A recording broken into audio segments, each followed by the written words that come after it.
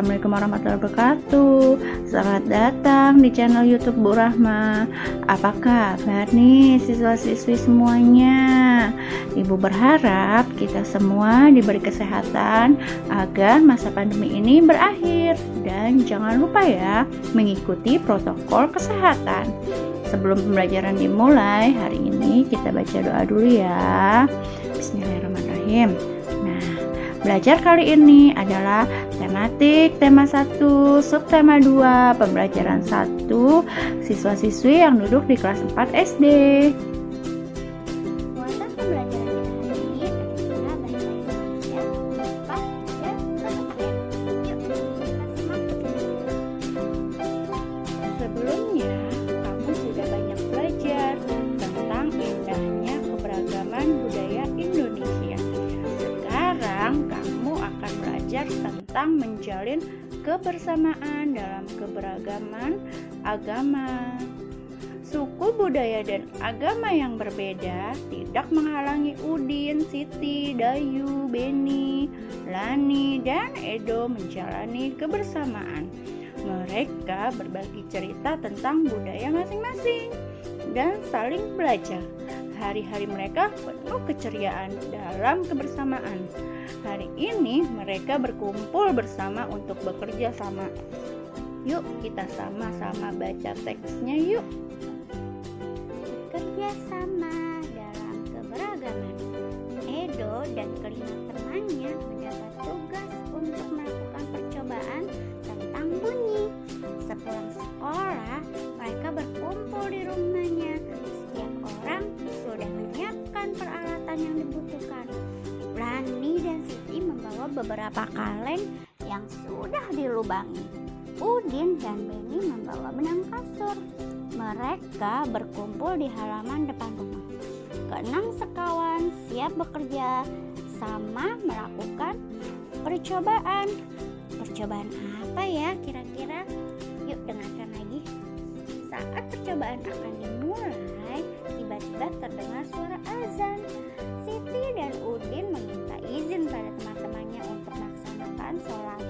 Teman-temannya mengizinkan mereka untuk melakukan ibadah.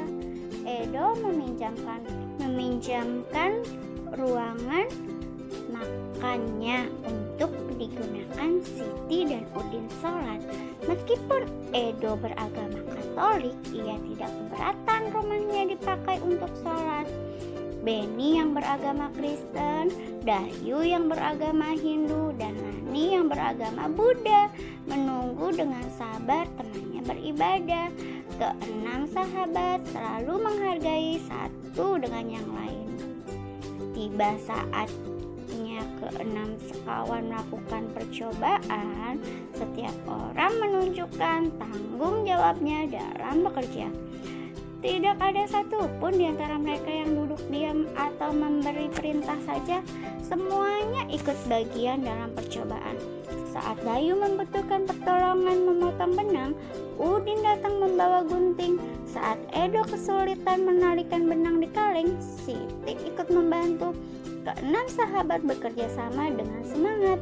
Mereka hidup rukun, saling membantu meskipun berbeda agama.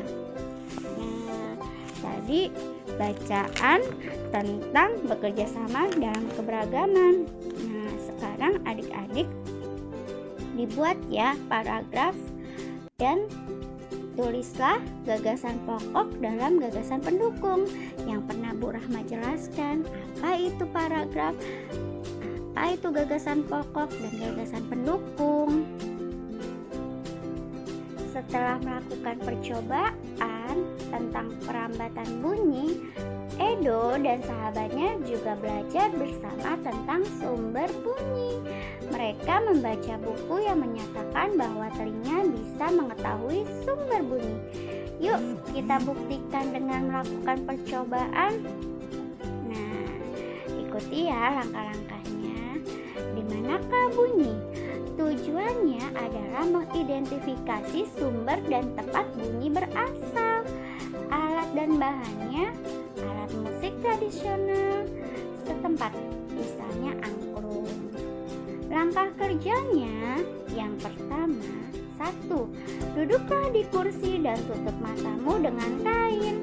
Mintalah temanmu untuk memainkan alat musik tradisional, misalnya angklung di sekitarmu. 2. Tunjukkanlah tempat yang kamu anggap sebagai asal bunyi. Berapa kalikah kamu menebak dengan tepat? Karena ini masa pandemi, jadi bersama kedua orang tuamu ya, lakukan percobaan ini.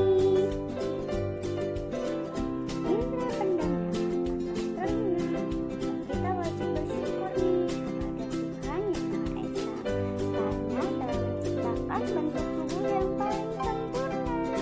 Salah satunya adalah kita diberi indra pendengar.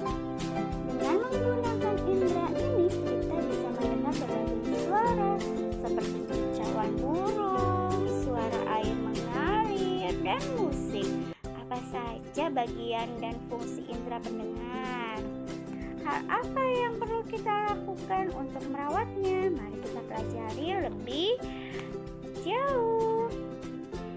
Bagaimana telinga merasakan getaran? Semua bunyi membuat udara bergetar.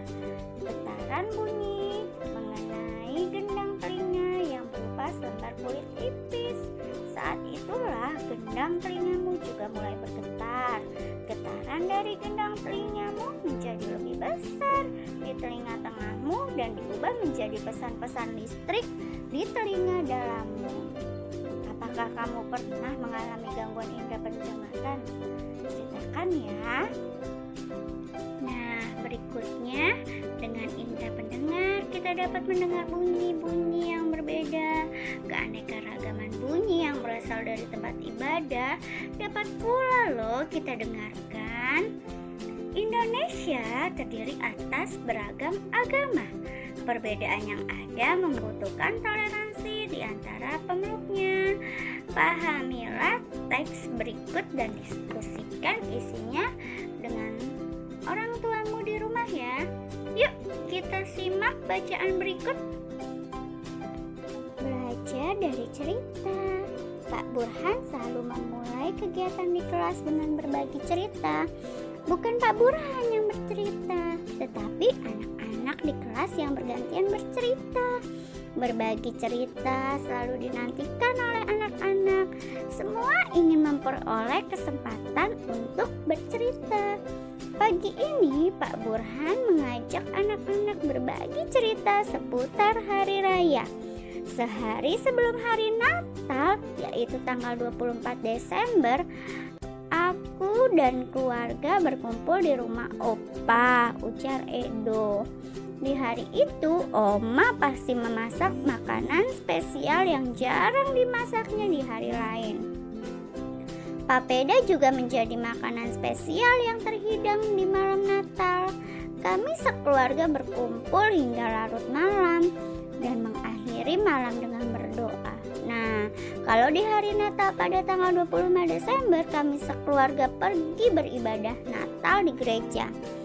Wah, ternyata hampir sama nih seperti hari raya Idul Fitri ya, ujar Siti.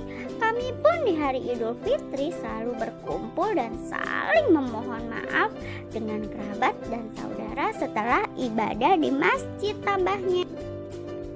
Iya ya, sama seperti Edo pada hari Natal. Saat Idul Fitri juga selalu ada makanan spesial, yaitu ketupat dan opor ayam. Udin menambahkan komentar Siti. Di Bali, menjelang hari raya Galungan, seluruh kampung selalu ramai dihiasi oleh penjor atau janur yang tinggi. Kami sekeluarga lebih sering pulang ke Bali menjelang hari raya Galungan agar bisa berkumpul dengan sanak saudara di sana. Sebelum merayakan bersama, keluarga melakukan kegiatan ibadah di pura pada pagi hari. Kata Dayu, semuanya sudah bercerita. Aku juga mau bercerita, Pak. Boleh ya? Hari ini banyak yang berbagi cerita. Pintalah nih. Pak Burhan dan teman-teman sekelas tertawa. Tentu saja boleh, Lani. Ayo, sekarang giliranmu bercerita, ujar ujar Pak Burhan. Nah, kamu pasti belum pernah mendengar cerita tentang kebiasaan keluargaku di hari raya Waisak. Sebenarnya sih tidak banyak berbeda. Ibu dan nenekku biasanya juga membuat masakan spesial menjelang hari Waisak. Saat ini nenekku yang paling tua, jadi semua keluarga akan datang ke rumahku untuk berkumpul pada hari Waisak. Selain menyediakan makanan untuk keluarga, pada hari tersebut biasanya kami pun berbuat kebaikan bagi orang lain yang membutuhkan. Vihara, rumah ibadah kami pun dipenuhi cahaya lilin dari umat yang hadir untuk menjalankan ritual ibadah di sana. Lani mengakhiri cerita. Berbagi cerita memang selalu menyenangkan. Kita bisa belajar dari banyak cerita, juga belajar dari teman yang berbeda, ujar Pak Burhan menutup kegiatan pagi ini. Nah, anak-anak Ibu Rahma semuanya sudah baca dong, belajar dari cerita. Yuk, jawab ya pertanyaan berikut. Lalu kerjakan tugas bersama kedua orang tuamu. Terima kasih.